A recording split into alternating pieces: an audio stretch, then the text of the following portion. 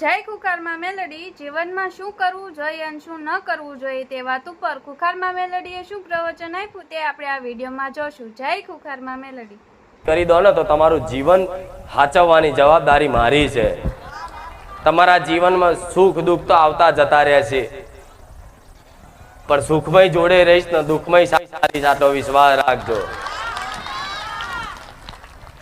દુઃખ તો હું માતા છું ને તો એકદમ તો તમે વિચારશો 5 રવિવારમાં તમામ દુઃખ મટી જશે, તો ના એવું નહીં થાય, નહીં થાય એવું ચોખ્ખું કહેવા વાળી। દુઃખ તો આવવાના જ, દુઃખ તો પડવાના જ, પણ એ દુઃખમય જો કદાચ મારા જેવી માતા પર વિશ્વાસ હોય ને અને મારા સહારે જીવન જીવતા હોય ને તો દુઃખમય તે તમારો સાથ ના છોડું, દુઃખમય તમારી જોડે રહું। હું હે રોમવારી મેલડી ખુખાર મેલડી છું।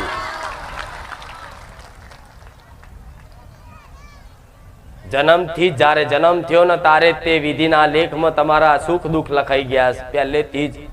જન્મો જન્મના સંચિત કર્મોમાં જે કર્મો કર્યા જન્મો જન્મ સુધી તારે માણસનો જન્મ થાય તારે જ લખાઈ જાય કે આટલા વર્ષ એને સુખ ભોગવવાનું દુઃખ ભોગવવાનું, એને શું કહેવાય? વિધિના લેખ કહેવાય। હવે વિધિના લેખ કોઈ પૂછી શકે? એ જે લખાઈને આવ્યું છે એ તો બનવાનું જ તમારા જીવનમાં। તમારા જીવનમાં લખ્યું હશે કે આ દુઃખ આટલા સમય સુધી વેઠવાનું તો તમારે વેઠવું જ પડશે, પણ જો કદાચ વિધિના લેખમાં તે કદાચ મેક મારવી હોય ને તેવી જબરી ભક્તિ કરી જોણજો ગોડા, હું રોમ મારી મેલડી બેઠી છું। હવે બધાને દુઃખ દૂર કરવા હોય, હું જાણું છું તમારો બધાનો ઉદ્દેશ એક જ છે કે માં દુઃખી છે હોમું જોજે, તો લો બધાની હોમું જોવું છું।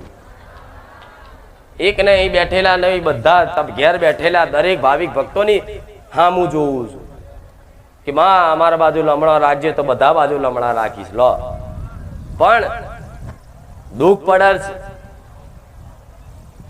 તો ભલે દુઃખ આવતું, પણ તમારી માગણી યોગ્ય હશે। મને એવું લાગતું હશે ખરેખરમાં આ દુઃખ અને વેદના નહીં સહન થાય એવી, તો તમે મને મેલડી નહીં કહો ને તો મારી જવાબદારી બનશે, મારું કર્તવ્ય બનશે। એટલે આ ભગવાનની બનાવેલી રચના છે અને રચના જે સમજી જાય ને એ જ સુખી રહે શકવાનો આવા કાળા કળિયુગમાં। નકર જો તો ભટકવામાં તો આખી જિંદગી ભટકશો તોય મેં નહીં પડે। ભટકી ભટકીને આયા છો એ તો મને ખબર છે, ભટકી ભટકી નહીં આયા।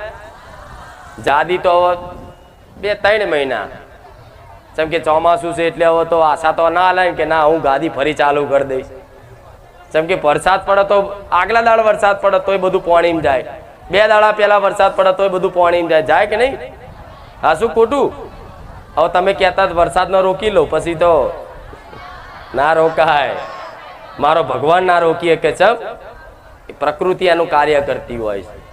પણ ભલે હું જાણું છું તમને અત્યારે બધા બહુ ગરમી લાગતી હશે, પણ આ ગરમી ભલે થોડી વેઠી લેજો, તમારા જીવનમાં કદાચ એવી ઠંડક ને એવી અનુભૂતિ કરાવી છે તો કે યાદ રાખશો તમે।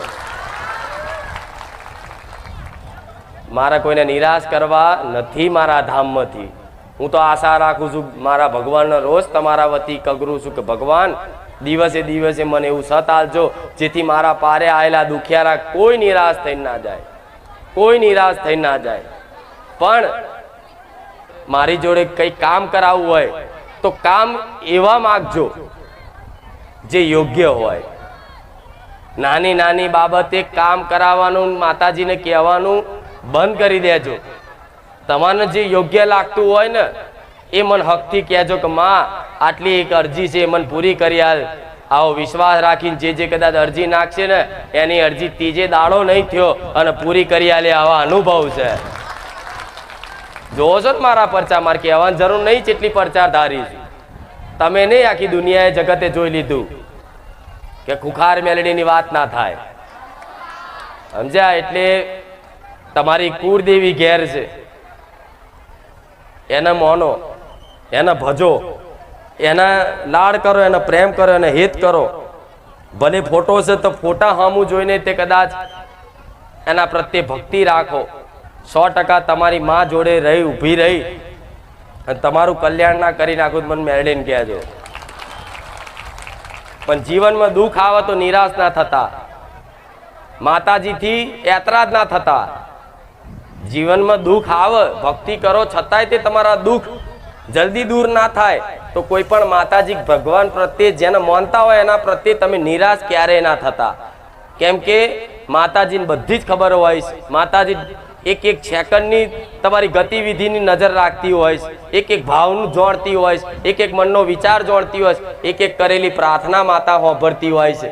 પણ દેવી શક્તિ એ જોવું હશે કે લાય આ જે દુઃખની મારી જોડે માગણી કરે છે ને, પણ એક વખત મારી પારે આવતો જતો રહ્યો ને કદાચ મારી ભક્તિ લગાડી દીધી ને તો એ દુઃખે ભૂલી જશે ને બસ મારો જ થઈ જશે. અને જે માનો બની ગયો એના જગતમાં ચોય માગણીઓ કરવાનું રે. મારે તમને માગવા વાળા નહીં રાખવા, મારે તો વગર માગે તમારા દેવ હાલે મારા જેવી મેરડી હાલે એવા બનાવવા છે. પણ છતાંય તે નાની નાની મોટા કામો હોય છે તો મને કહેજો, કોઈ વાંધો નહીં, યોગ્ય હશે તો કરી આલીશ. અને કોઈ કામ ના થાય તો નિરાશ ના થતા એવું માની લેજો કે માં અમારા કર્મમાં નહીં હોય પણ માં તારો દોષ નહીં. હા, એક વખત વિશ્વાસ આવી ગયો એટલે ક્યારે દેવી શક્તિ પર શંકા કરાય. માં કામ ના થાય ભલે, પણ એમાં તારો કોઈ દોષ નથી. તું તો લાખો લોકોના કામ કરસ પણ મારું ના થયું એમાં માં તું થોડી ખોટી છું ના. જો લાખો ના કરતી હોય તો તમારું કેમ ના કરું? પણ એ કામ નહીં કરવા પાછળ તમારી ભક્તિ સાચી હોય, ભાવ સાચો હોય, છતાંય તમારું કામ નહીં કરવા પાછળનું રહસ્ય હશે. એ રહસ્ય જાણવું હોય ને તો 6 મહિના ટકી રહેજો, બેડો પાર કરી આલી. બરોબર?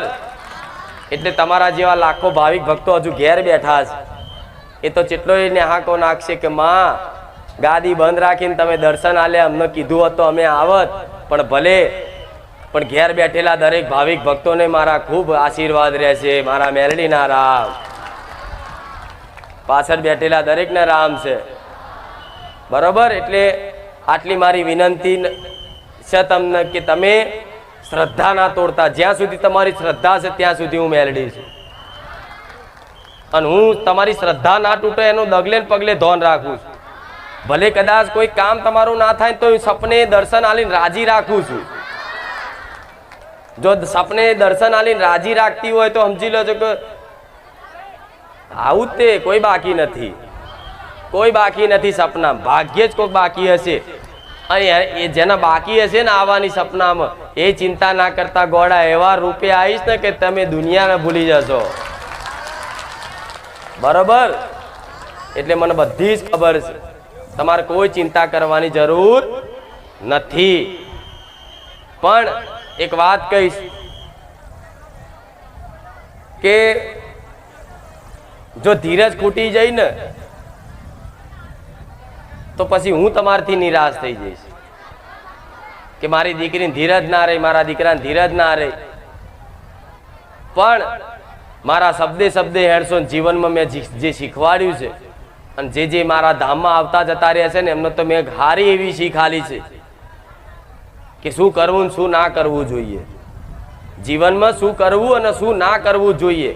એ બધાને મારા પ્રવચનમાં બધા દરેકને લાગુ પડે એવી શીખ આલી છે. હવે તમારા જીવનમાં એ શીખના અમલમાં લાવજો.